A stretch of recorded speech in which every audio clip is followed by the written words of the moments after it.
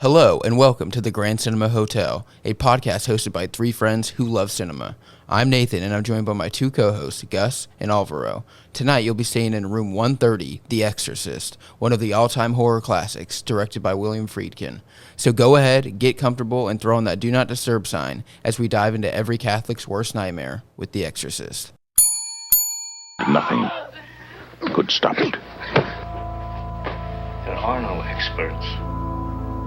You probably know as much about possession as most priests. Look, your daughter doesn't say she's a demon. She says she's the devil himself. I'm telling you that that thing upstairs isn't my daughter. Now, I want you to tell me that you know for a fact that there's nothing wrong with my daughter except in her mind. You tell me you know for a fact that an exorcism wouldn't do any good. You tell me that!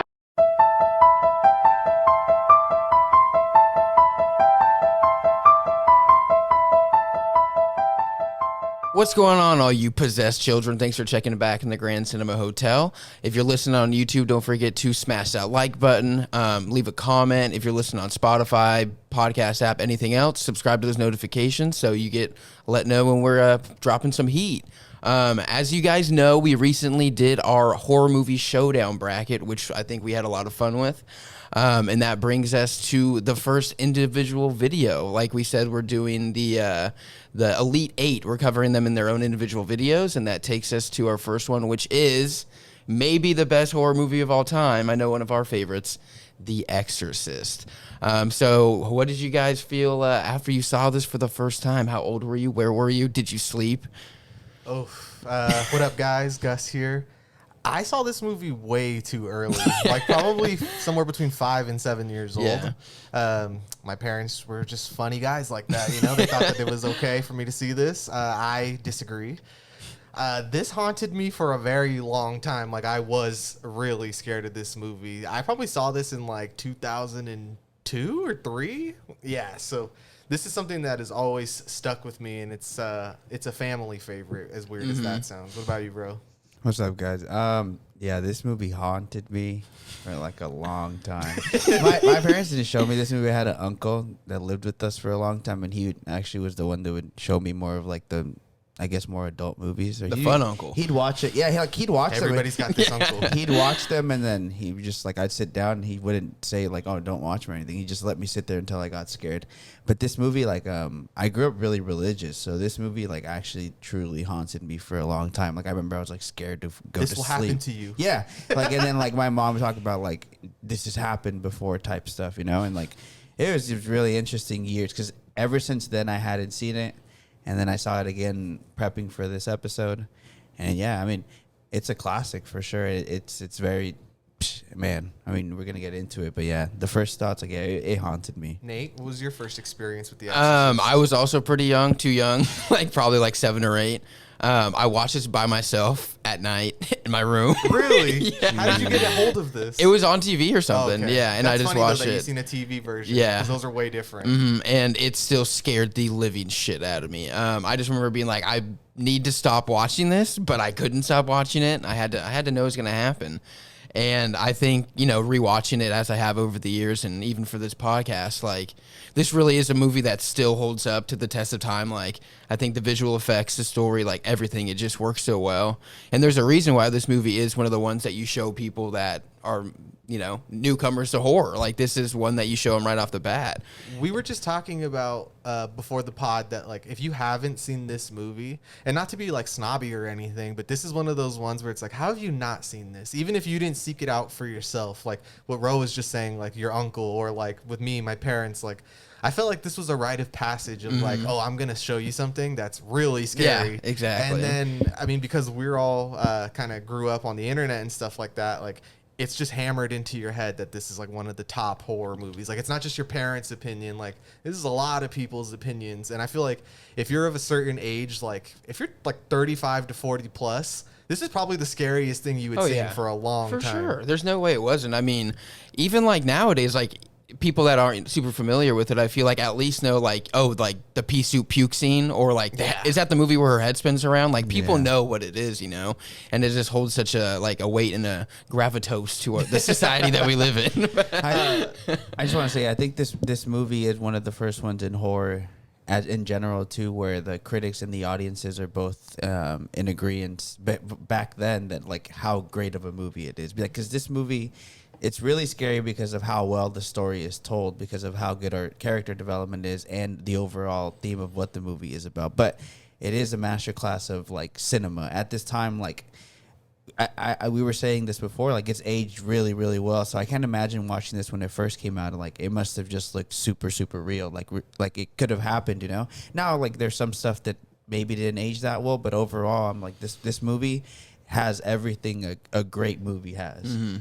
Yeah, and I mean it's 1973, so I couldn't imagine seeing this. Like this is actually before Jaws and before Star Wars, and I was seeing like the cultural impact that this movie had on the people of the time is something we probably will not see again. I just think the world is too big now. Like there's too many different things, you know. And at this time, movies was still like a dominant thing in the culture. Like everybody saw this, and like people would line up. And I saw that it was only released in like 5 theaters originally. So like people were lining up in like the dead of winter, like freezing cold, to see this movie and to be scared multiple times. And like, you know, even when we were young, so like in the early 2000s, there was a lot of like those warnings that would be outside of the theater, right? Like, oh, this has disturbing imagery and like religious stuff, and like sometimes studios would even go so far as to like there's a priest in the hallway who could bless you after seeing the movie, like if you're too scared. It's crazy. But this might be the first time that we had like there was something like that. I always wish like I could go back just like to see this movie during that time. I think I would say, interestingly enough, what is this, 73? Yeah, this came out. That's like, I know it's like that's hippie, like around where the hippie time is, but the same way that there is a counterculture, people were more heavily religious back then. This country was way more about being Catholic or Christian, whichever it was, and like even there being Kennedy, that's why he wasn't liked, was because he wasn't following this. Like, and that's at the time. This just seems like it would hit too many people. Like, yes, more people were more religious, so this is like the scariest thing that could happen. And I what I did appreciate about this movie on the rewatch was that even in the movie and the era that they're in, an exorcism hasn't happened in so long that they kind of think it's ridiculous. Yeah. And I really appreciated that, because I mean, now it even seems more ridiculous, you know, as somebody like there's like people being agnostic or atheist is like at an all-time high right now. But back then, like kind of without the internet being there, it does seem like that common core of everybody being really religious, this would make it like everybody's worst nightmare, which I don't think... This would be like a mass fear. Exactly. And like how Gus said, I don't think you could really duplicate that anymore, because people are kind of like... We all think too different now. There's too many religions. Yeah, or even like you said, people who don't even acknowledge any religion. So for them, it's like this is not going to hit the same, you know? And exactly. At that time, like you're saying, I couldn't imagine like anything scarier for these people, right? Because I mean, like there's a lot of like real world horrors going on at the time, but like that religious shit hits different when you believe in it. Yep. So this is God bless America, you know? Yeah. No, it really is. I mean, and that's like what I think a lot of the, you know, what we're talking about is like it's an evil that came into an upper class, you know, white household where, you know, people don't ever think anything goes wrong, and like you bring those religious tones into it, and I think it really did mess with America as a whole. Yeah. Like I know we were talking about it, they had like medics and stuff outside of these theaters when this came out in 73. Like I think that's crazy. Like the only thing I can really think that even maybe comes close to that is like a big like cultural fears. You remember when Paranormal Activity came out? Yeah. You know what I mean? Like that's the only thing I can really think of that had such a hold on people, and I had to leave the theater and somebody passed out in my theater and all this. But I don't even think that probably compares to the level of this in 73, which is crazy, you know what I mean? That's like the last one too. Because the only two I can think is like Paranormal Activity and maybe the Blair Witch. That's what I was gonna say, Blair Witch Project. But even that I was young for that. Did you guys see Paranormal Activity in theaters? I did, yeah. I didn't see it. I had to sneak in. Like I had to work the system to get in. We had an older friend go with us. I'll never forget that. There was a guy sitting next to my friend who was older, and he looked at him and he was like, dude, my boy saw this movie and he said it was so scary he started crying. Which, I mean, Paranormal Activity doesn't live up to that. No. But like you're saying, that is the last time I can really remember that there was this collective excitement for like a horror. Well, I guess it becomes a franchise, but like a horror movie. And yeah, the Blair Witch, which I also saw in theaters, like way too young as Yeah, well. like- And that really messed me up. That's a good one. Yeah, But so that was a good, like, times were a little bit better back then when people were collectively excited for movies like this. Like, this is like you would go to school and be like, you didn't see that? Like, damn, you have to go and then see you that. then you go see it because you have It to. was really weird because like another movie I remember just because we're talking about it that was like that.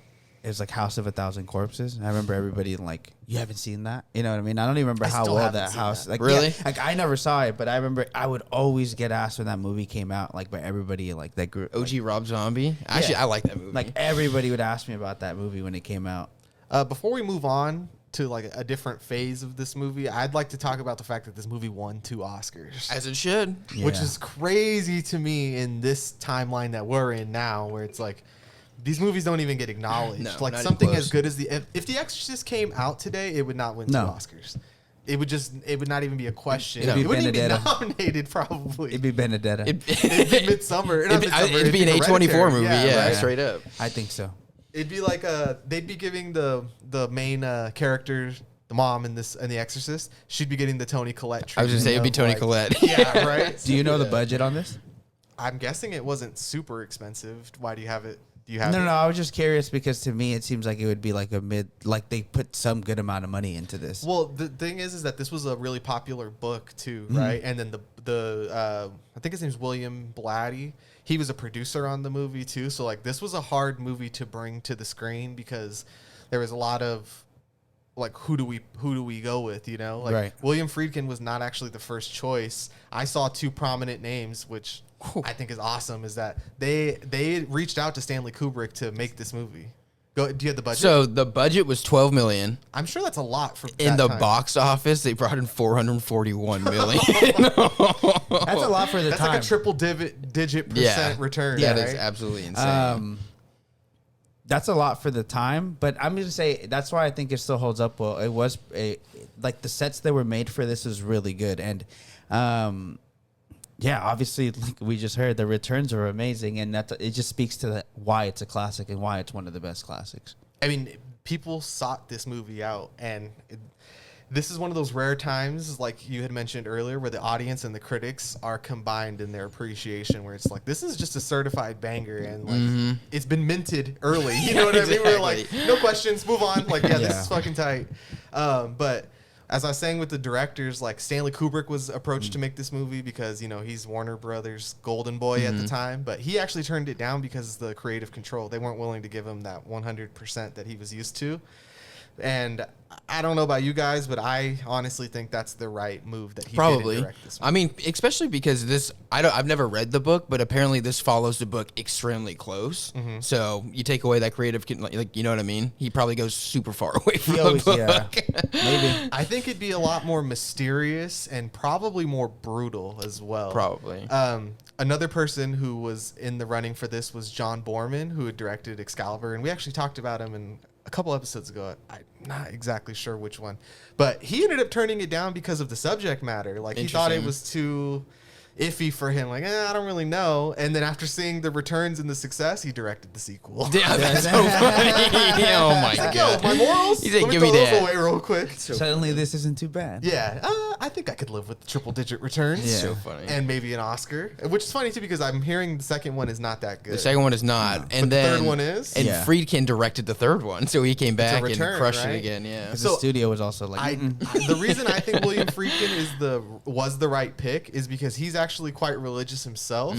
So the fact that it was someone who really believed that this could happen and was willing to like deep dive into the religious side of it and like bring that to life is why it turned out so well. Because like this is a guy who feels passionately about like theology, right? No, yeah, theology. Yeah. Mhm. But he's very passionate about the subject, so I think it worked out. I think it works out really well because I mean, like, at the core of the story, obviously you have Reagan in the possession of the exorcism and all that. But I feel like, I mean, how do you guys feel? I feel like the main character of this movie really is the priest? Yeah, the Yeah. priest is like, what's his name? Father Carys. Well, Carys. Yeah. I think it's like I think Reagan, even though she has the most standout moments, I feel like the main character is Carys and the mom, Chris. I just feel like the older I get, that this movie hits me way different from the perspective of the mom. Because like as a kid, you're like, could that happen to me? Like, I could just get possessed for playing a game. But as an adult, you're like, what the fuck would I do if somebody in my house was if this was happening? Yep. How would I even start to approach this, right? Like, what the fuck do you do? yeah, You know like, what I mean? I think that's why it's so much scarier the older you get. And then, yeah, I do think the character of Carys has the most, he's the most dynamic character. 'Cause he's got a lot going on. He really is a protagonist. Like, Yeah. the story kind of drives around him, I feel like. And we also have the phenomenal performance of Father Merrin, Yep. Max von Sydow. I actually have a really funny story about him. So, and it doesn't. The more I've thought about this story, I don't know if like how it could be true, but so I have an Exorcist shirt on right now, right? And it's the iconic shot of him standing outside of the house, right? And a couple of years ago, because I'm a cringe lord, I wore this on Christmas Day, right? And we went to a restaurant with my family, and the actor was like, "Yo, sick shirt." Or the waiter was like, "Yo, sick shirt." I was like, "Oh, thanks, man." And he's like, "Yeah, it's one of my favorite movies." And he was like, "I actually met Max von Sydow one time in that they were working in a kitchen together, like the two of them." Interesting. Yeah, so I mean, I don't know his like life story, so I don't understand. Maybe when he was done acting, he cooked. Just went back to the simple life. But the guy like made sure to tell me, he was like, "Yeah," and I talked to him about The Exorcist and The Seventh Seal and how those movies are like so iconic and stuff. But like, I just had this cool little down cool. moment with the That's pretty waiter cool. at a Romano grill or whatever the fuck That's so they're called. funny. On Christmas. Yeah, on Christmas. And I remember my mom being upset. She's like, "You would wear that shirt on Christmas." And I'm like, "Oh, what? I didn't even notice." That's for cool shirts. Cringe lord activities. So have to rebel. I would say maybe this is a good time to bring up that last year we went to Horror Nights, and this is one of the mazes that we went into. This was the best, best maze. one. We have that been we went waiting to on. talk about this since October of 2021. Yeah. I figured one day we would get this in somehow. And like, I remember when we were like conceiving the pod, me and Ro would, when we first got the equipment, we were like, let's do like a practice episode. And we talked about the Exorcist maze for like 30 minutes. We sure But did. Oh yeah. That maze, dude, was really, really fun and scary. I thought it was scary. It's very impressive. I mean, it was all on a sound stage, so it just almost felt like it had a bigger budget than all the other mazes I feel like that we were on. The sound was overwhelming. Yes, it was. And the animatronics with the Reagan, and it was so cool. the dude. lighting was scary even in the line. Yeah. People were running out too of the maze. Yes, The they coolest were. part, I think, is you enter through the front of the house, and you just see Yeah. the light post. You're like, oh fuck, Dude, you see Reagan walking down the stairs doing the spider walk. It's got everything. And there's like a animatronic Pazuzu in there that they Yup. have. That was tight. That was Yeah. awesome. It was like 8 feet tall. Yup. It was pretty thick. That felt like the aura that had felt like it was cursing the sound studio. Like, this shouldn't be here. This is not good. vibes. 49 years later, and we're still like, yo, I don't know about that. Are you sure you want to play like that? That's You know what happened? Like, it's weird. Yeah, being different as I've grown up, it still seems like something I don't really like. I just don't want to mess. I don't want to with. say I don't believe in it, but I'm like, don't mess with that. Yeah. Don't mess with that. I I would've still have never taught touched it. a Ouija board to Yeah, this day. exactly. Like, and I'm not going Not to. interested.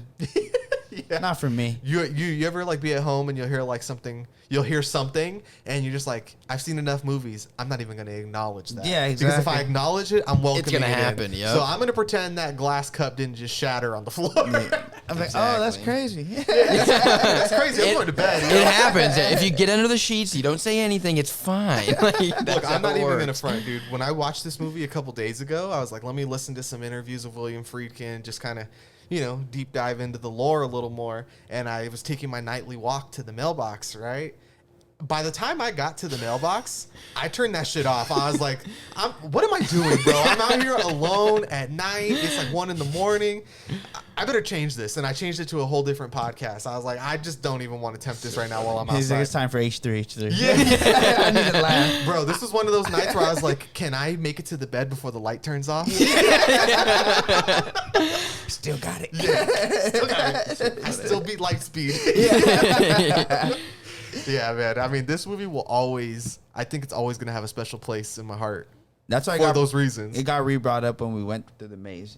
How much I loved it, how much it is still scary, how much even like the sets that they used for that maze seem like very realistic to what's actually used in the movie. I don't know where those actual sets are because it's Warner Brothers, right? Yeah. I mean, know. I don't know. This might have been filmed On the on lot, location. I'm talking about in Washington and Georgetown.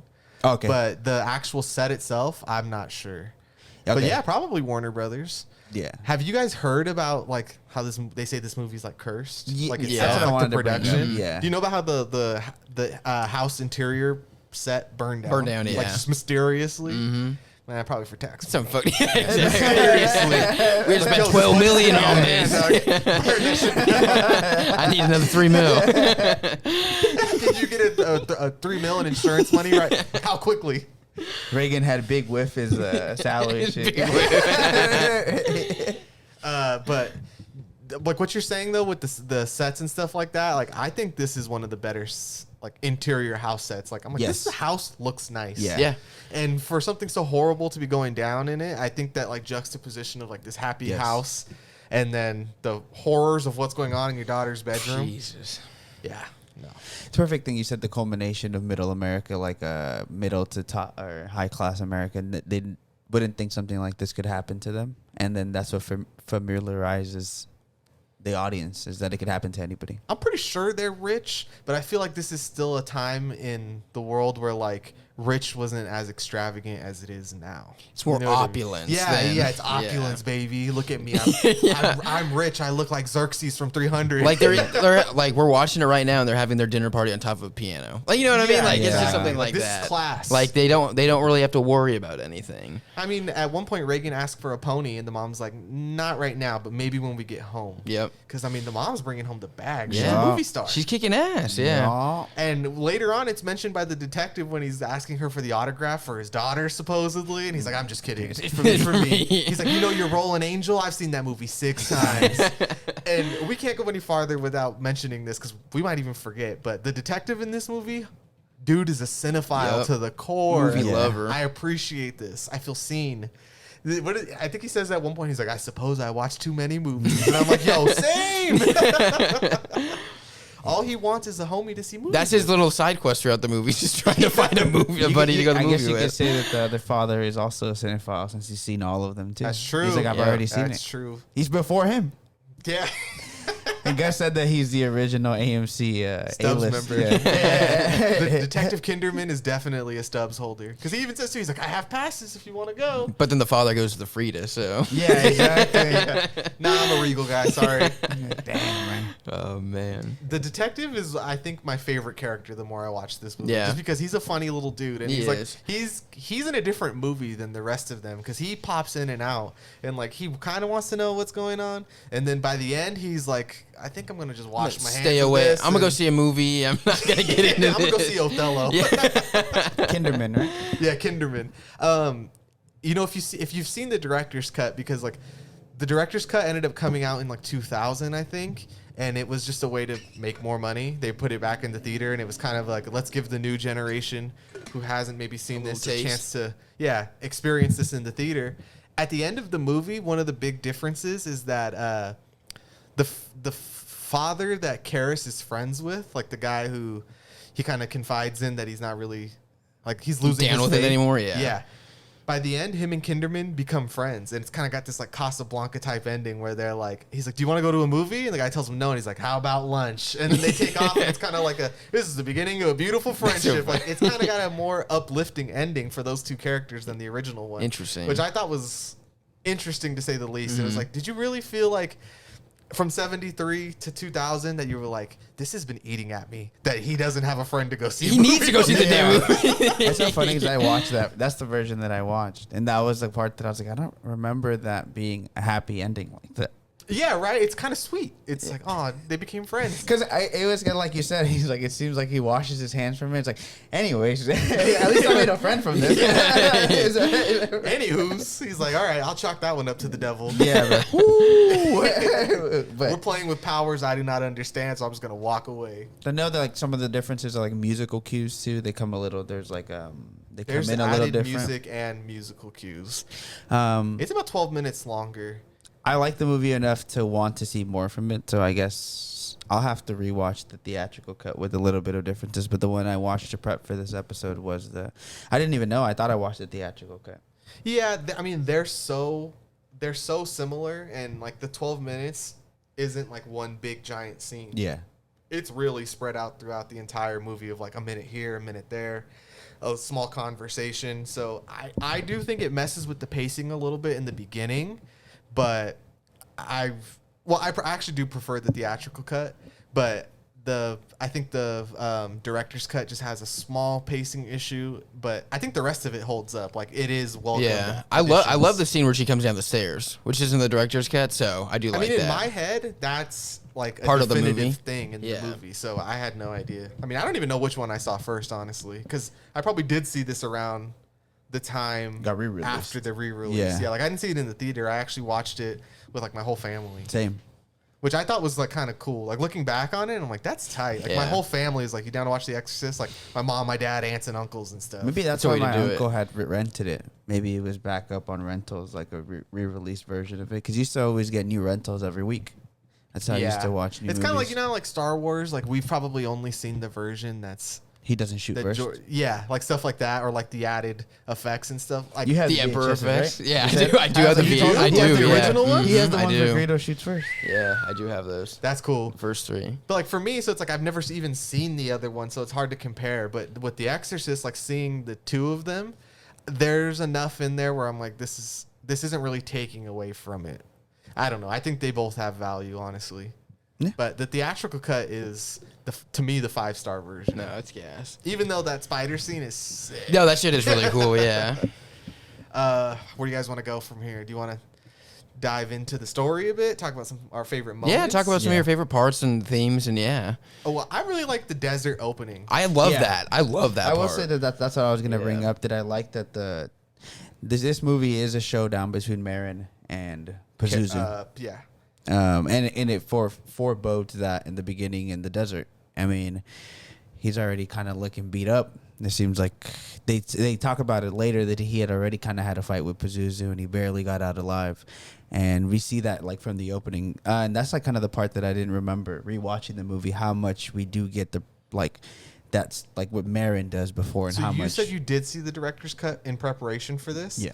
So that sequence is longer and it is more obvious like what's going down. Like, he finds the Pazuzu amulet, Exactly. right? But then he actually has the stare down with the statue in the Yeah. desert, which I think is really cool I because then think it it has is like this too. cool Exactly. crossfade back into Georgetown. into Georgetown. But even as a kid, I was like, to me, it was very interesting that it started off like that. Yep. Because as a kid, I think like the first time watching it, I don't know that it's Pazuzu. I don't know what it is. So he's just grabbing something, and then it seems like he gets like like me as a kid is like, oh, he just what gets the a fuck's vision. going on? Yeah, like he's just a vision of something that's watching him is what I thought, you know. But I didn't get it. But this time, knowing what I was watching, I was like, wow, it really does set you up to know that there is this like battle between them two that has been going on for a while, and then it tells you into like it's almost like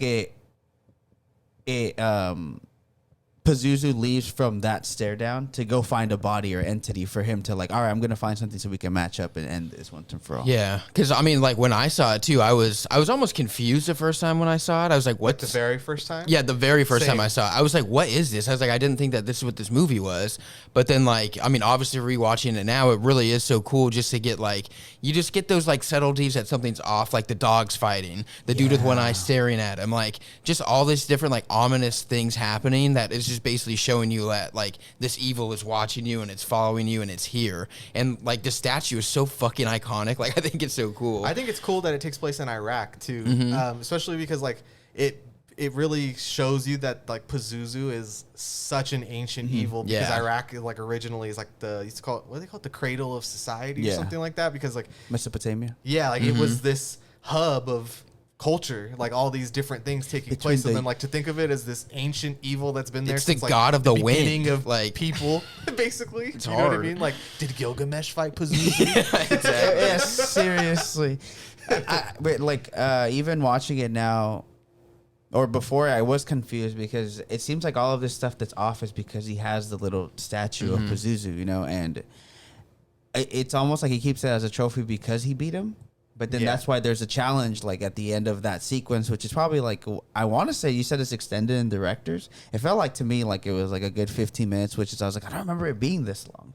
I mean, I do think a lot of great movies, and I wrote down a list. These are some of my, like, I would say our favorite movies that start in the desert. So it's like The Exorcist, Uncut Gems, Close Encounters of the Third Kind, and Star Wars. It's like these movies all start with the desert, and then they end up leading to being like some of my favorite movies I've ever seen. Dune. You got to start with Dune. You got to start with like the discovery of the ancient artifact, and then move into the or even The Thing. It's in the snow. Yeah, exactly. But it's a good movie trope of like starting off in a separate area. Indiana Jones. Jones. Makes it more, exactly. It makes it more epic. You know Yeah, what no, I mean? it really does. It's like, okay, it's this globe-trotting entity that the will, fucking empty man. Yes. Hey, we'll get there. I know. I'm going, all right, settle down. I'm about to blow my load. Oh my god. Does Malignant start in the desert? Malignant stars everywhere. No, I also wanted to say before we move off that desert is that it's shot beautifully. It's incredible. And I think that the desert is just like, and we talked about this with the Old West stuff too. It's like the desert just adds that natural beauty to cinematography. It's like it wants to be captured on. and the light that you get and the shadows that it provides, Yeah. it always works. I will say from a photography standpoint, I always am thoroughly impressed because sometimes like the sun is such a bitch to shoot with.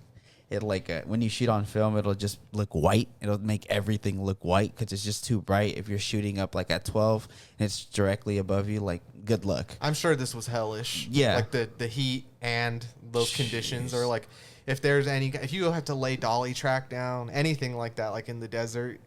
And then like the continuity stuff as well. I Like if know. you're trying to keep that in line. And I mean, this movie doesn't really have to deal with stuff like that, but I'm sure a lot of other movies in the desert do. So it's like that shit is not easy. It's probably one of the hardest environments Dune. to shoot in. Yeah, Like Dune seems like it'd be really hard to shoot in. exactly. But I think we can move on from the desert unless you guys got some more. No, to no, say. no. Oh, last thing. You said that you have seen, Nate, you've seen the prequels that take place in the desert, right? yeah, Because I have two, and I forgot they existed until I watched this again. Mm-hmm. So I watched this again because it was like recommended movies under, and it was like, what are they called? It's Exorcist: The Beginning and Exorcist Dominion. yeah. Dominion. I for sure saw Dominion. Because they end up like going to the temple and stuff like that. Like I haven't seen those in a long Are they time. newer? They were early 2000s. Yeah. Yeah, I I think figured. it's So like it's like 2008 and something else. That's Marin's origin story. That's what I was gonna bring up about They're this. pretty- How they're great cool. this movie was, as we know, Hollywood once it has one good idea likes to reuse it. So The Exorcist got like brought back. Well, after this one had its success, obviously we had 2 and 3, but then there's a bunch of The Exorcist There's a bunch movies of now. exorcisms, Yep. The Exorcist of, The Yep. Last Exorcism. and like not even just those, but I feel like without this movie, like you don't get stuff like Insidious and The Conjuring and all those kind of things. Like those are very similar to this. you There's know? another movie called I think it's Fear of the Night, where it's like it's like a true story of like a cop who like he starts dealing with the case that has to do with an exorcism. I remember seeing that. And like this subject matter of like exorcisms has been so overdone. And I Yeah. mean, you could argue that it's never been done better than it was in this I think this so. movie. Yeah. I mean, even fucking Hereditary has a lot to owe to Yes. The Straight up. Exorcist as well. Straight up. Yeah, that's what I kept thinking when I was watching it. There's a lot of the cinematography shots I think that a lot of quote unquote elevated horror have taken from this movie. Like this movie does have a lot of obviously the demon possession stuff, but there's a lot of stuff the ambiance of this movie that a lot of the quote unquote elevated horror movies, that's like where they've taken it from, I think. Yeah, for sure. I mean, this movie just is owed so much gratitude by like every other horror movie that exists. There's some even like shit like Scary Movie, like the Yeah. parodies of it, For like real. that stuff hits too. Like I know it's all jokes and stuff, but even just seeing like someone dressed like Reagan or made up that way, like that shit's I Yeah, think it's it like, ooh. still looks good. Yeah. You know what I mean? I think so.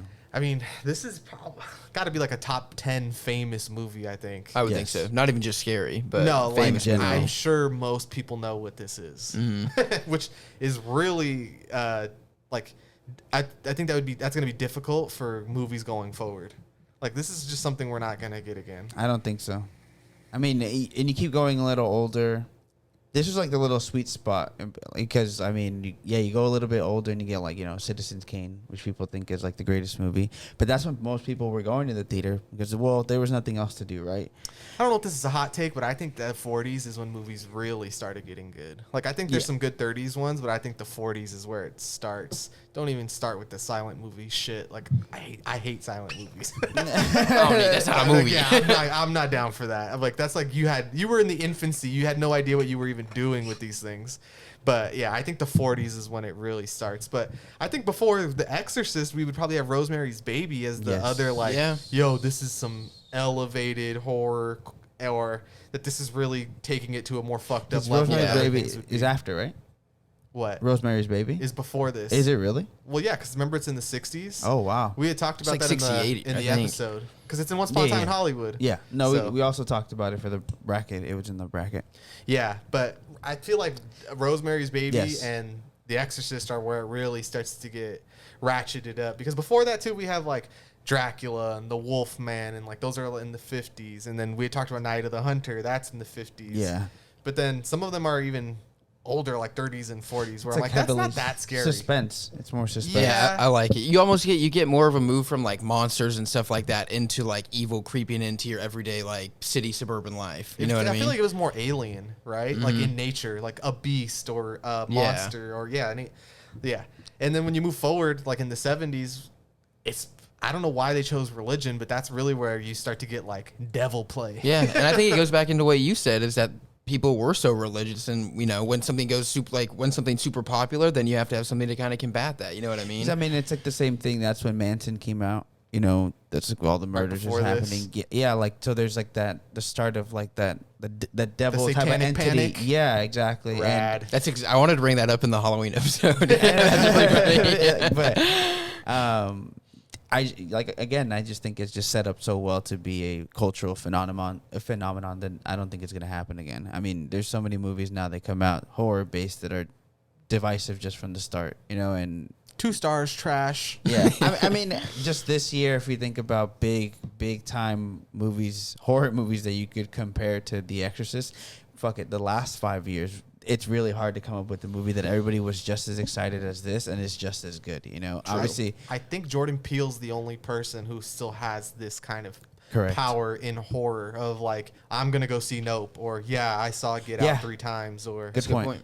Get Out, Us, and probably Nope. Like we're gonna see with Nope if he still has that power post pandemic. I don't know, maybe people are gonna be less interested, but he's the only guy I could think of that really unites like horror fans. Of like everyone who likes horror is probably gonna see this on opening weekend. and his movies have seemed to do what this movie we talked about. Like audiences and critics always seem to be in agreement of where that movie's sitting. Like both of them, Get Out or Us, like they seem to be in agreement, like and how much they like it. You know what I mean? It never seems like nobody seems to think either of those movies are bad movies. Mm-hmm. Agreed. Should we talk about the actors for a bit? Because, I mean, these are really good performances. Yeah. And I had no clue that most of these people, besides Max von Sydow, are, like, unknowns at the time. I didn't know that. And I think that, I had heard that William Friedkin wanted to do that because some people who were considered for these roles was, like, Marlon Brando as Marin. Jack Nicholson? Yeah. And Jack Nicholson as Carys. But then William Friedkin said, he was like, Jack Nicholson is too unholy to ever play a priest. I thought that was like, so this is good. too unbelievable. No one would ever buy it. Nice. And I think that the guy that they got, it's like, I think his name's Jason Miller to yeah. play Carys. He's like a B-C grade Al Pacino. Yeah. Honestly. Yeah. He He could be an Al Pacino stand-in in the 70s. He kind of reminds me of Sylvester Stallone, especially when he's boxing and Little stuff. bit. I was like, is this Rocky? That's what I thought. Seriously, I literally thought he looks like him too. And then the mother and Ellen Reagan, Burstyn Yeah. and Linda Blair, yeah. Well, Linda she's iconic. Yeah, she like is. she's obviously going to be the standout of this movie, and it's crazy that was so young at the time because this probably was traumatic. Honestly, It's I a couldn't lot. imagine how you sell this to a kid. Like we had talked about this with The Witch. That Robert Eggers was saying, like you have to try to make the movie less scary for the kid actor while they're They performing. don't even really know what's going on. Just get the but I scene don't done. understand how And, you could do that No. in this movie. no, at I all. mean, the crucifix scene, like even what she says, like it's a lot. Because as we were watching it, I was showing it my brother. He didn't really watch the whole movie ever, but she obviously, I think she still said the lines herself, and then they got voiced over. Yeah, they did give voice So over. it's still her saying it to be able to match up, you know? And I do think that's really hard. I guess is saying that, like, I don't think you could have Robert Eggers' kind of approach with this. I think you have to expose them. This has to be a very mature child actor, which I think we end up finding, like you said, she ends up being, for years to come, somebody who is known in the horror genre, and she built her career off that. And I think it has to do with having a level of maturity to be able to do Reagan's, like, that part at such a young age, you know? It's crazy because I was reading that Max von Sydow, I guess, on his first day of filming, like the I scenes have with that quote Reagan, right in front of that me. he had Go to ahead. he was taken aback because of the way that she was delivering her lines and like Wow. the you know And we're talking about a guys in the 70s. the rudeness of what she was saying. And I also think I was happy that you brought up the fact that like her devil voice was voiced over because apparently it was done by Mercedes McCambridge, and she would smoke a bunch of cigarettes, drink raw eggs, and she was like a recovering alcoholic during the time, but decided to get drunk and drink whiskey during it because she knew it was gonna fuck with her voice and make her more crazy. And she ended up kind of spiraling because of it. But Yeah. that is very interesting. I guess that kind of touches on what people think it's cursed, right? That the movie is kind of cursed. That obviously this is kind of like that. Those parts are really scary. It does sound like there's a demon talking. So to say that it was worth it seems kind of fucked up now. But it seems like everything that she went the extremes that she went to were worth it. We're talking like Francis Ford Coppola and Stanley Kubrick and Alfred Hitchcock doing like terrible things to their actors to try to get them like the best out of them. And like, no, it's not okay. And I'm glad they don't do it anymore. But this is dragging something out of somebody, you know, that maybe we don't get anymore because we realize like that it's wrong. It's a lot, yeah. Yeah, or We're like so what PC, it'll man. do Just to your- people in the future. I mean, you know? dude, she even I kept reading what I had. She bound her like hands and legs to a chair when she was recording everything. Like, Wow. it's a There was lot. a story of William Friedkin firing a gun right next to Jason Miller's ear to get him like discombobulated, and that he like snapped on him and told him like, "I'm an actor. I can act. I don't need you to do that." Shoot guns to by my scare me." head. Yeah. So I mean, we've heard all of these stories before, like Stanley Kubrick with the 100 takes, or like Alfred Hitchcock throwing the live birds at the actor and the birds. You know what I mean, mean? and Like- they're basically like recording in a refrigerator too to get like the breaths from know, the that's scenes. crazy. Like, it's insane. Yeah, they were saying that like with Linda Blair, it was like the cold will remind her of The Exorcist for her whole life. Like that, the cold with her is synonymous with those days on that set. That's And it's like, I'm sure that's something I wouldn't want to be That's not remembering okay. every It's called day. PTSD. That's what that's Yeah, called. that exactly. So when we were talking about like Fuck. the cultural phenomenon of the movie and stuff, like I saw that Linda Blair had to have security for like 6 months, yeah. post the release of this movie because of like Religious fanatics. Yeah, Wow. Yeah. they were hunting this little girl because of her performance. She's like 13. Like, what? I mean, it's definitely top 10 performances of a child probably in film history. Probably. And I had mentioned to you guys earlier that, like, I think one of the reasons this movie works so well is obviously the horror, but it's like the family dynamic between the mother and the daughter. And like in certain horror movies, there's kids in them, but they don't really make you empathize for the kids. They're just like- kind of just They're putting for a lot of filler. pressure on you to like. They're a kid. Like It's a you should kid. feel It's bad a for kid. them. It's Yeah. like okay, but whatever. But like, with this movie, like I really do feel like bad for Linda Blair. Mm-hmm. I'm like this poor kid, like because I think it's because you can see how much she's suffering in the like beginning stages of Yeah. the possession. going through everything, like from figuring it out to going to the hospital to being, in the bed. Like you go through everything Violently with being her. shaken by the spirit itself. And it you know even what I gets mean? like what's weird to me is the feeling that I got after when everything gets solved and she has no idea what happened. That And her almost face made is it all cut scary. up, Yeah, too. it almost made it scarier. The fact she has no idea what happened for And- like those months. yeah. You know, it almost made it that much more like uneasy to be like, this movie's so creepy. Yeah.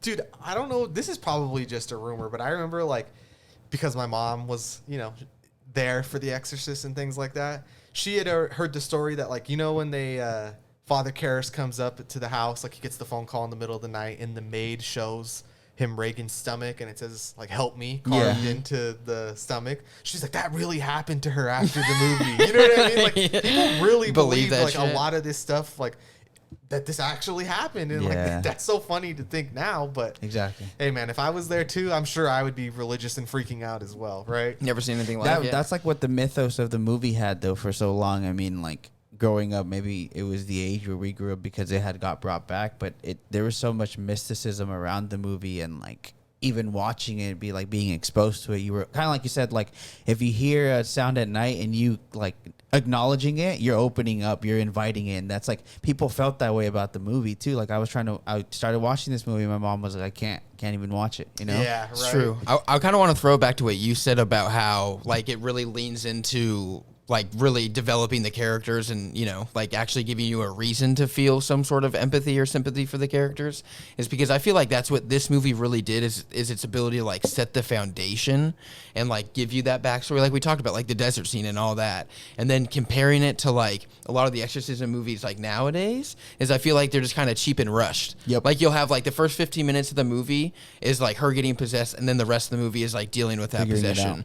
rather than you have like this almost compared to like the newer exorcism movies, an epic like horror movie where it pieces together every different, you know what I mean? Like it's just such good storytelling, I think. I will say, just kind of bouncing off of that too, that because we're kind of watching it right now, Father Carys' arc in this movie is really good. The fact that we see the relationship that he has with his mom and how he's struggling to kind of deal with that guilt, and how Reagan's character or Pazuzu ends up using that against him, and how the father ends up telling him like you can't listen to, like it's gonna throw stuff at you that's gonna throw you off your game, and like that's what it's supposed to do. But then that's kind of what you're talking about, Gus. Like the character development is so good that you start to feel that when Reagan brings up his mom, be like, "How dare you, bitch!" Like this, you start feeling for her.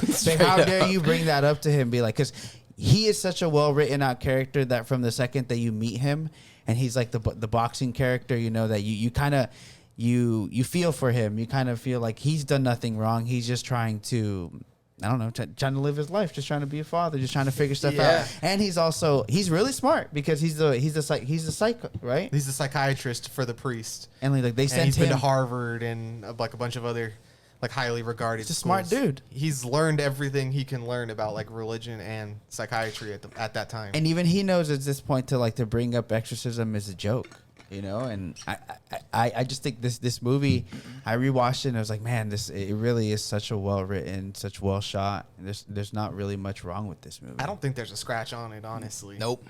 No. But let's get more into the actors. So let's talk about Carys and Marin. I feel like Carys definitely has the full arc in this movie and like a tragic ending as well.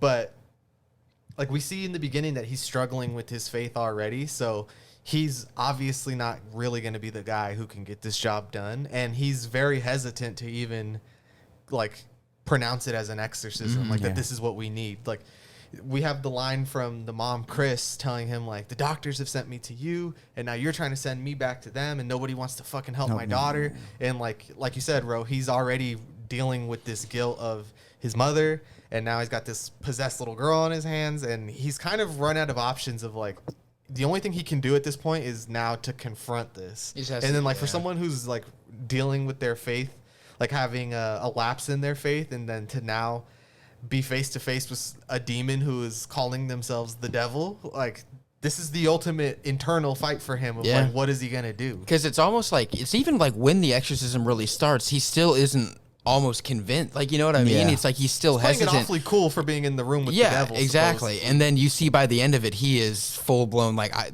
I need to take you out. Like starts punching her. How dare you talk about my fucking mom? That was one of the sequences, I guess, where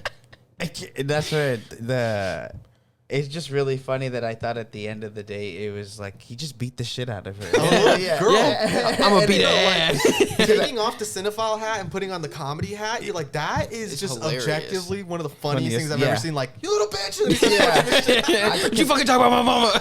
Because that's what I was telling Alvin, that I just thought it was so in the beginning, and I was like, I wouldn't even have dealt with all this, but I'll beat her ass and see if she's okay. And then for that to be the resulting thing, like that actually helps me. Like that's just hilarious. Like you said, you take off the horror hat, and I know it works. It works for the movie. Fine, I get it. He's stressed out. Like we know he's reached his boiling point, right? But it is funny that's just enough. The demon's like, I'm out of here. It's honestly superhuman, dude. He's like, fuck this shit. He blew his top at that point. You know what I mean? The lid came right off the coffee Got the pot. fucking brass knuckles on. I've been waiting for this all night. Demon. Do you like how it ends? Like his story ends? I honestly think it's for him. I mean, it makes a lot of sense. I think it's a fully complete arc.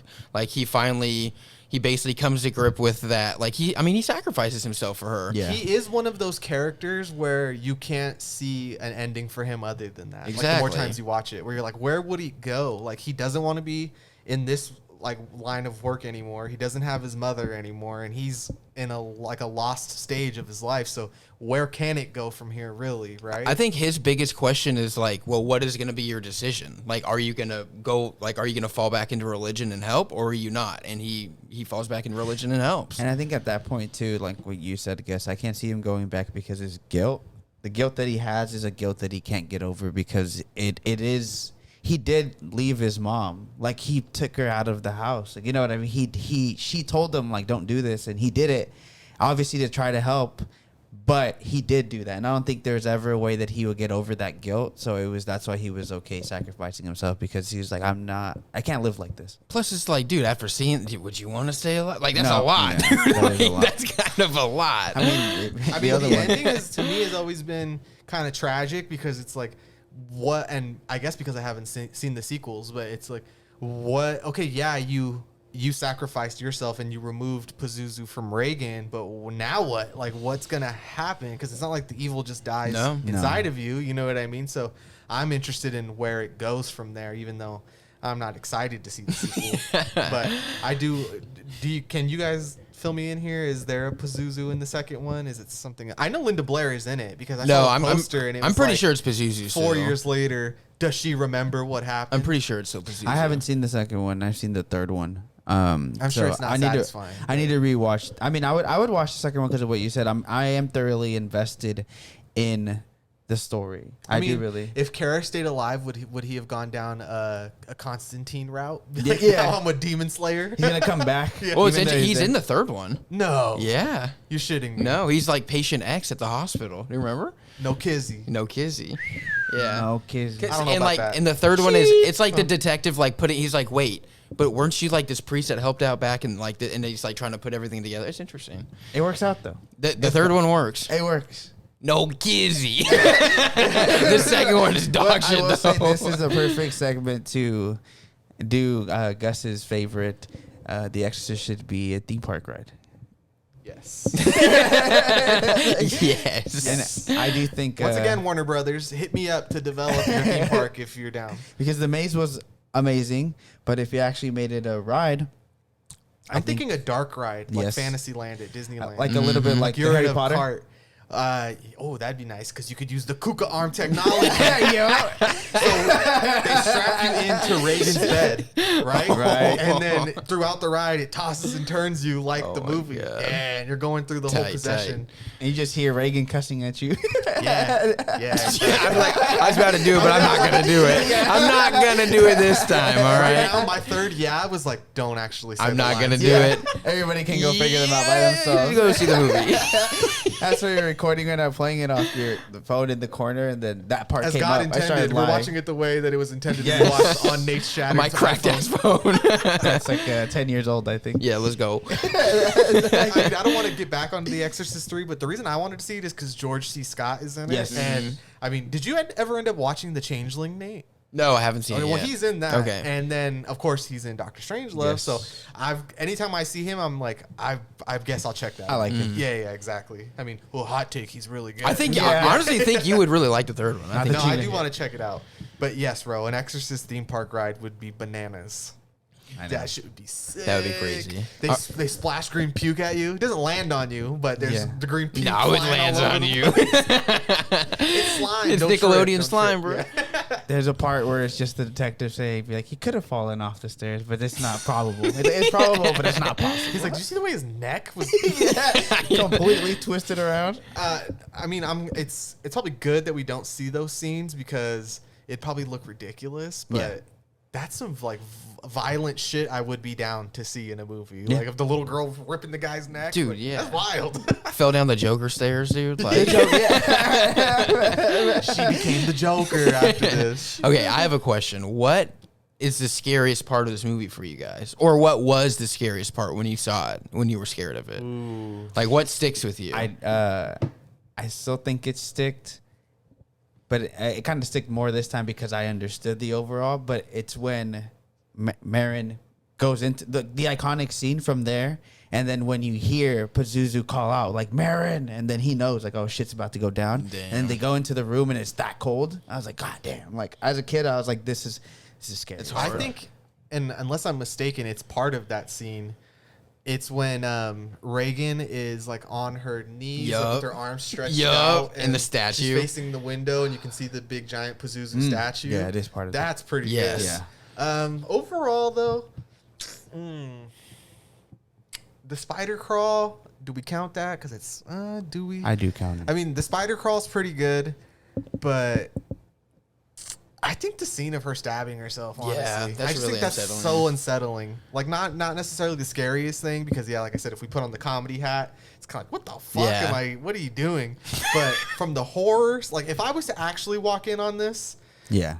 that is That's a probably lot. the most terrifying thing I think I'd ever seen. I think, I would agree. I think It's nowadays. like self-mutilation. Yo, you it know is. what I It mean? straight up is. I mean, I think nowadays, like the things that stick with me is that scene, the crucifix scene, and then the scene that you also brought up when she's on her knees, and like it's just so cool. It's so eerie to me. But when I was a kid, those little flashes of Pazuzu's face that they have like Ooh, intercut, that shit fucked me up as a kid because I was always just so worried. Like when I went down the hallway and like turned, like that's what was gonna be that there. little face. And That then white, scary it's so creepy. And then also the voice, like the voice really has always just kind of stuck with me. Her little demon voice. So. Before I had meant to mention this earlier about the voice, since you guys were talking about the actress who did it. William Friedkin had such a bad experience working with her that in all re-edited or re-released or made-for-TV versions, he did the demon voice. 'Cause Really? He did not Oh want to my work with that God. lady again. Interesting. That's crazy. Yeah. She gave it all and he didn't even fuck with it. Yeah, No. she fucking she said, "Bro, relapsed. you're a weirdo. She relapsed for you. Chill. It's not You're that a weird shit, but you're a serious. weirdo, bro. Nah, he pushed her too far. She pushed back way harder, right? I guess so. He's like, dead ass? Relax. It's not that serious. I think so. Not my. I don't think this is the scariest scene, but we were just watching it before the pod, and I think this is my favorite though. It's Marion when he's doing the whole power of Christ compels you. And he's saying this fool's just giving It's her sick as bars. shit, dude. He's Bars like, the for Prince real. of Martyrs compels you. What does he call her? He's like Prince of Murderers. Yeah, the blood of the martyrs. Yeah, Jesus Mos Christ. Def type beat. That shit's hard, bro. Yeah, that I is mean, sick. same way like in Benedetta, like you said, like when that religious shit, like the power of God is really in his own hands and he's using it. I'm like, that is tight. Blasphemy. Catholic, so being sick. Catholic's kind of cool. Like, not really, but when I'm watching The Exorcist, it is. Let me get your dictionary though. I will say one thing I was thinking about right now that's really interesting about the movie and making it really hard to even like Carys as a character for him to believe is the first time he goes up there, like, oh jeez, he I think Ro just got at a loss for words because we have the movie on and she just started stabbing herself in the crotch. Oh, jeez, Rick. Ah, It turned into jeez. Morty. Oh God. And then this? No. oh but he throws water at her. Right, but he's like, it's tap water. So even he's like, wait, why is she acting like that? Like he thinks she's putting on an act and stuff, and that's what making it really hard for him to come to terms of, oh shit, I think the exorcism is the way to go, which is the last thing they want to do, by the way. Yeah.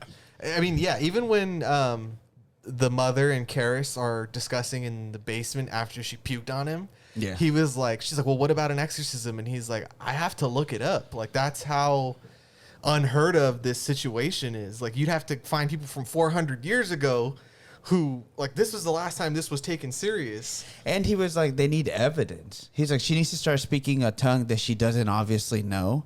And I thought that was really cool once he goes, or maybe I'm not remembering quite exact, but at one point they're talking to her and she goes from like French to Latin. And she Pazuzu refuses to go to Latin. He just starts speaking in French to kind of just fuck with her. Oh, yeah, and he says like a little phrase back to her, like La Plume something, and then he says like, he goes all like, you know shit.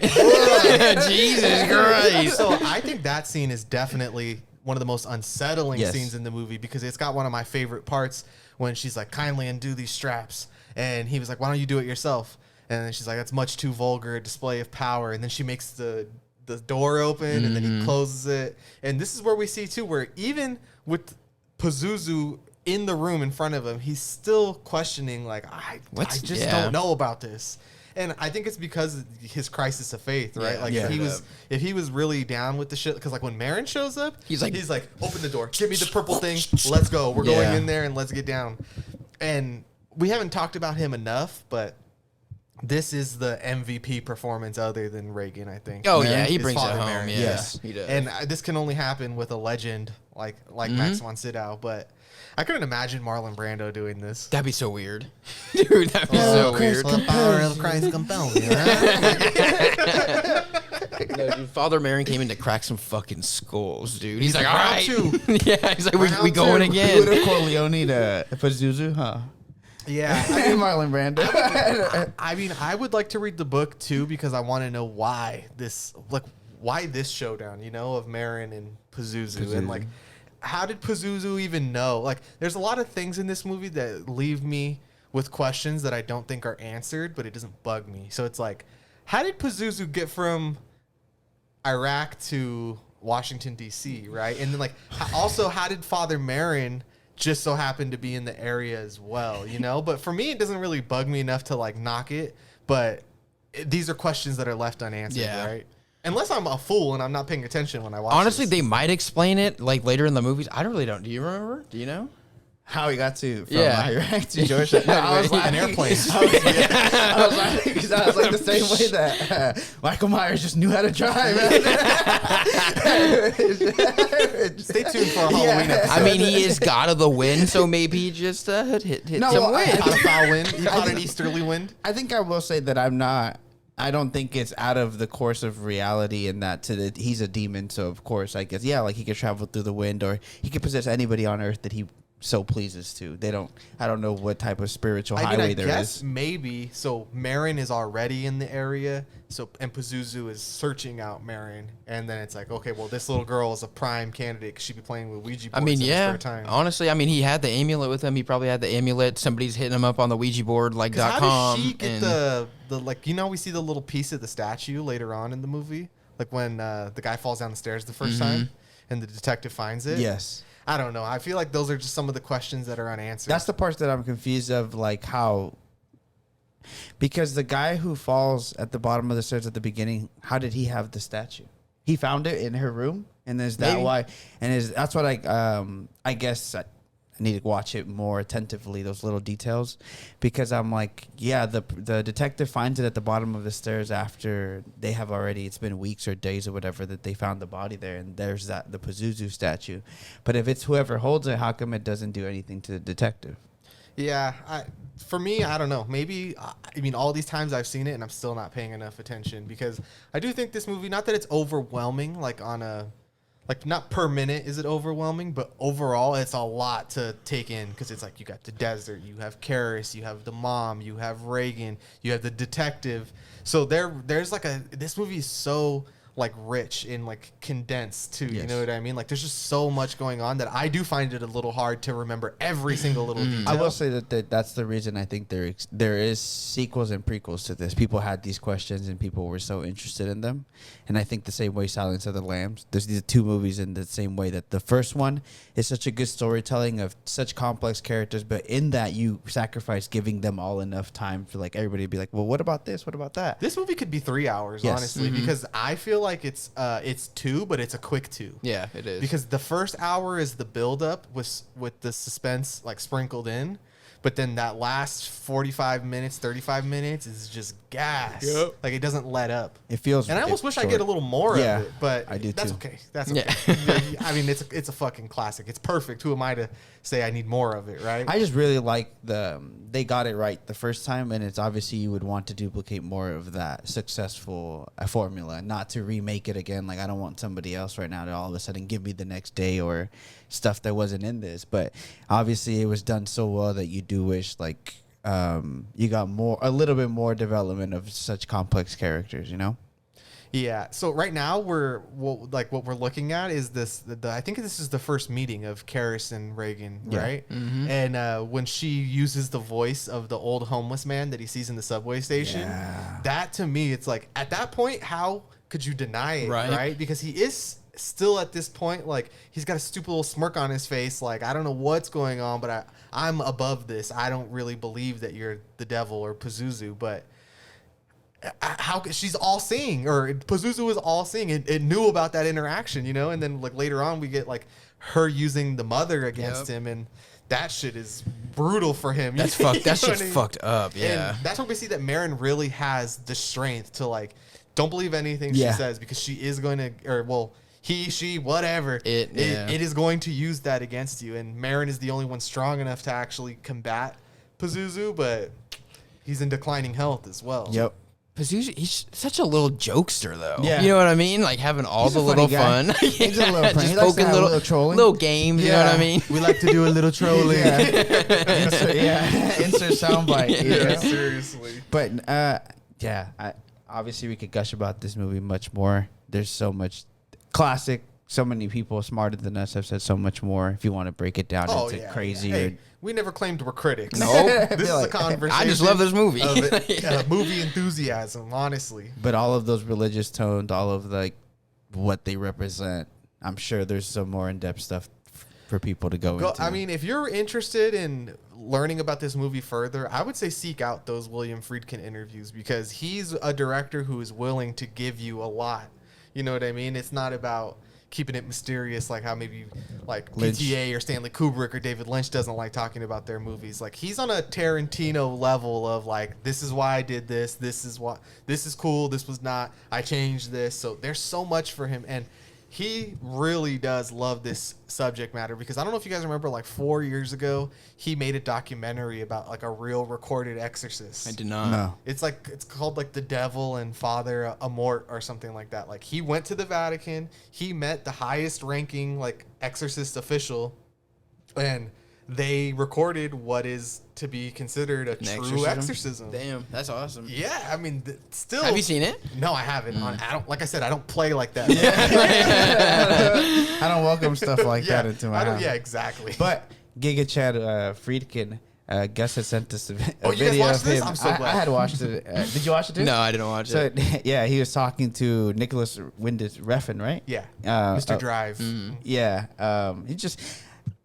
I haven't seen the movie he's talking about. I know it's a very divisive movie, but Nicholas Winding Refn is kind of a little bit up his ass in this video about how well his movie is, and William Friedkin is just fucking clowning him, and it's just really funny. That's so funny. too. And it's like, dude, this guy made The Exorcist and The Conversation, and I think The French Connection as well too. And it's like, and this is a streak of these three movies. And it's no, wait, he didn't do The Conversation because that's Francis Ford Coppola, but he did The French Connection and The Exorcist, like one right after. That's pretty another. hard. And it's like, that's one of the greatest two movie double features That's you could come up crazy. with. And Nicholas Winding Refn's got the gall to be sitting in front of this guy talking about Only God Forgives is my underappreciated masterpiece. It's a classic. He's a masterpiece, yeah. And then he was like, and Drive too. And William Friedkin literally turns around to their producer and he's like, can we get a medic in here? He's like, we need to get an ambulance to take this guy to the psych ward. Oh like my he's God. shitting That's on him so because he's fucking kind of like, funny. How about do you 2001, have right? yeah. Wait, what? Like he's comparing it. They were talking about Stanley Kubrick, right? Oh yeah, and he was like, "How could you compare your movie to 2001?" He's like, "Which still holds up today." Damn. And he's like, "And it's still better than a majority of movies that have ever come out." And then he was like, "Drive, I'll give you this." He's like, "There's not enough time on Drive to consider it a masterpiece." Like, yes, it's a very good movie, but he totally shit on him. Which Damn. like, I love this is like Bob Cousy firing back at JJ Redick. Like, Yeah. yo, you better watch your mouth, boy. Bob Cousy was cooking. Exactly. I just appreciated that because that was pretty recent, obviously. It had to be within 10 years. Yeah, and like he just seemed like a Giga Chad. I like that energy, and I've seen I started another movie of his that he did, I think after or before this, which is Was it Sorcerer. Sorcerer? Yeah.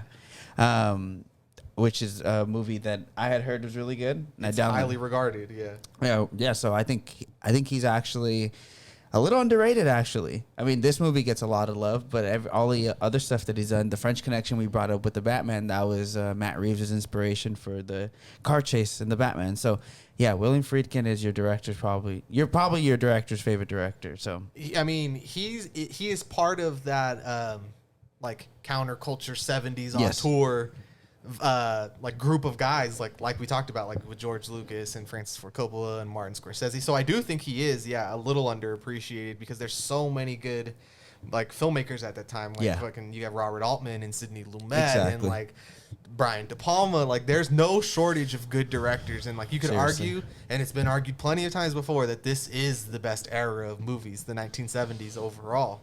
And it's hard to argue. It's hard to, because I'm sure if you go from 70 to 79, there's probably like 5 to 10 just absolute bangers like in that time frame. I can think of like 10 right now. Shortly after this, The Godfather comes out. You know what I mean? So this maybe is the best time for movies, and for this movie to be that freaking good in that time, like, bravo, applause, just one of the greatest. Yes. For real. And I feel like we're kind of ready to close this out, unless you guys have anything you really need to get off your chest. No. I can't imagine this is the last time The Exorcist will ever be mentioned on this podcast, so I can hold my peace for now. I think I've exhausted myself talking about The Exorcist. If you somehow haven't seen this movie, it is on Netflix right now, so check it out. Turn off them parental controls if you got them. Turn off the lights. Get a little spooked. You gotta live like a 90s, 2000s kid where you gotta sneak this shit. Yeah, you gotta watch it like me in my room at 11 in the middle of the dark. And if this is the first time you're seeing it, you'll be okay. Just, make sure you make it into bed before those lights turn off. It's just a movie. It doesn't help. I think the first time I watched this, I think I did like Hail Marys for like a year straight. Every night I went to sleep. So yesterday I saw Men, right, with my wife. And I was telling, on the car ride home, I told her, I was like, this is one of those movies that my fucking parents would have taken me to go see. They'd be like, why would you do this? And I honestly think when something is like supernatural or like surrealist, you know what I mean? Like, it's something that can't really happen, that somehow that's scarier than a slasher, because it's like, I can fathom in my kid brain a guy murdering people. Yeah. I can't fathom or figure out how I'm supposed to react to the fact that I might get possessed by the devil. Like, that's something that's going to stick in my mind way harder than a guy in a mask. Because I was like, well, what can I do for that not to happen? They're exactly. like, nothing. I could run from a serial killer. Like, I could try my best. Just don't play with the Ouija board, man. Exactly. Don't play with the Ouija board. But, like, with the supernatural stuff, I'm like, this is giving me existential dread of, like, I don't even know how I could avoid this. They gonna get me. Exactly. But I don't think... I would really be interested in somebody who hasn't seen this movie to pop it in now, that is religious, to see if this still is like, somebody's nightmare, like true nightmare. Or has it changed enough to where it's like, this is nonsensical that this would happen? Is it just not funny to see Reagan's ass get beat at the end? Because I was laughing at certain parts, because it is, or when she starts cussing, it's funny, but I'm sure at the time it was not funny. Yeah, and it's even that uncomfortable funny more than it is like, this is hilarious. It's more of like, dude, he's beating up a little girl. Like, what the fuck? It's like you said, if it was happening in front of my eyes, I'd be like, what the fuck? I don't think I'd be laughing. It's the fact that I know it's a movie. I mean, honestly, if this was really happening to me, I'd be like the Richard Pryor skit. Hello. Goodbye. Exactly. I'm moving out of this fucking house. Bye. So, I think that brings us to the end, right? Yeah, I think so. Like, subscribe, smash all the buttons. Smash them all.